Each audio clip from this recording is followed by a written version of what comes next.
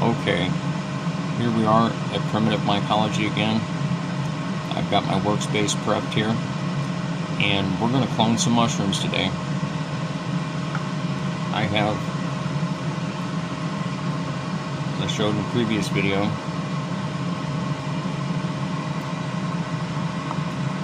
a Pleurotus pulmonarius, very pretty mushrooms. This one I'll be saving to get a spore print from, and one of the others will clone here. This one will actually be the first one we clone. And then also, here are some little shiitakes that I picked. These are what's left after I had mushrooms and onions on my steak today. But here's the stems from the shiitake mushrooms. Because I've seen a few that I really liked, go ahead and take a clone out of one of these stems too. And cloning is really very simple. You want to get a clean piece of tissue that you will most often take out of the stem. You don't want the gill, mainly because with the gill, you're wanting to get spores, and usually the gills are exposed to the air. They're going to be dirty. You won't get a clean clone like that. So let's get started here. This is really very, very simple. Go ahead and sanitize our hands here.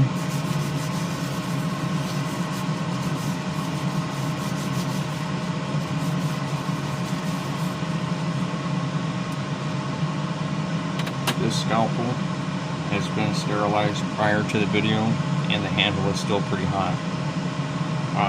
So in the meantime, I'll go ahead and explain how this works. This stem here, I'll be taking, and I'm going to split it in two. And then of that internal tissue that has not been exposed to, the world, to nature, I'll take the scalpel and I'll cut.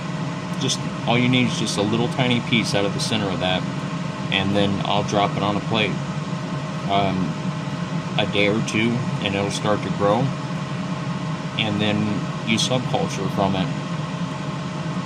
That's really how very simple it is. I try to usually cut the cap off of the stem.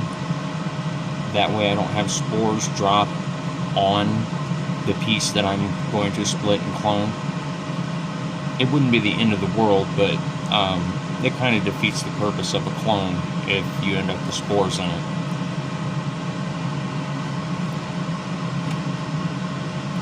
Anyways, our scalpel's ready. Let's get to it. So, very simply, we're just going to take this mushroom,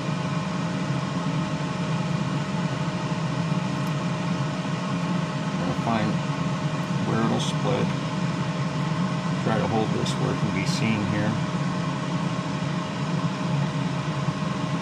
Yeah, see right there. That's perfect. So we're going to take that.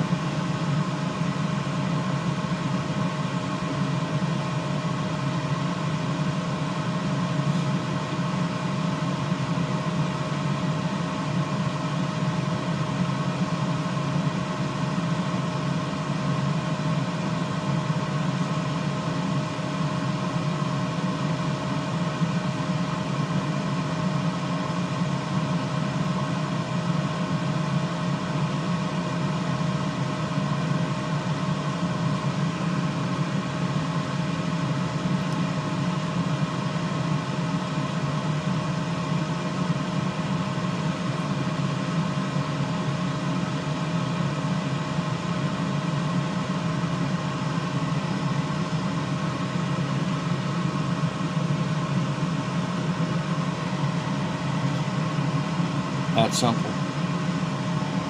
You're just going to pull a piece out of the center of the stem, drop it on a plate. That's your clone. You can also, I've done this before too, you can take that clone tissue there.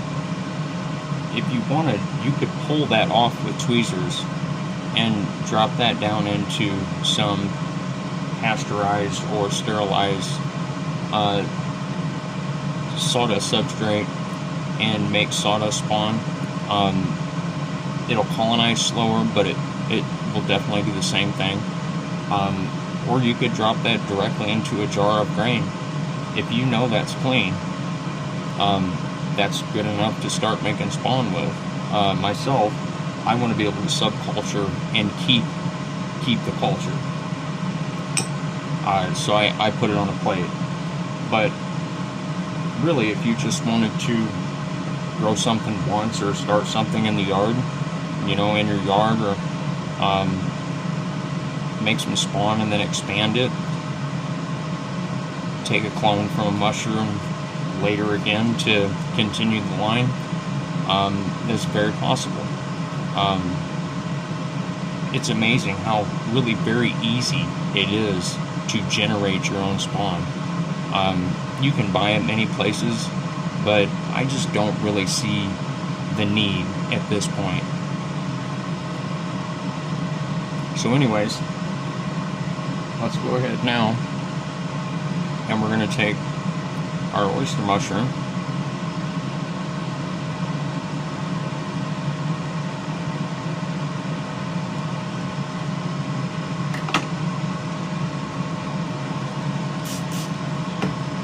sanitize our hands again here.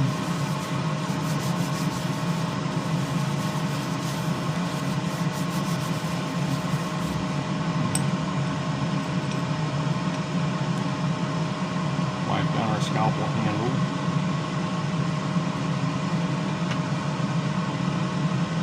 And always, after you do this, let it dry just a little bit for the alcohol to evaporate. Otherwise, it will catch on fire in your hand. And it's not, the way alcohol burns, it's not going to be a big flame. Not anything that's going to hurt you, but it may startle you.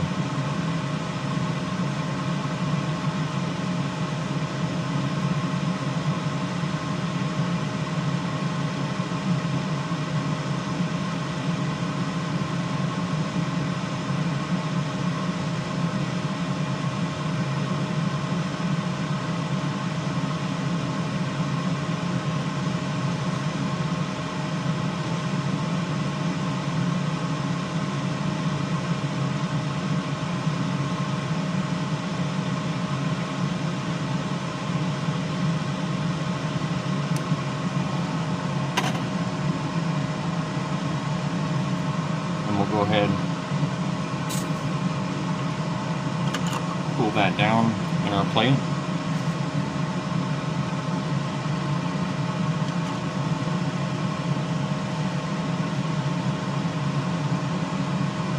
And now we'll go ahead and split our mushroom open here.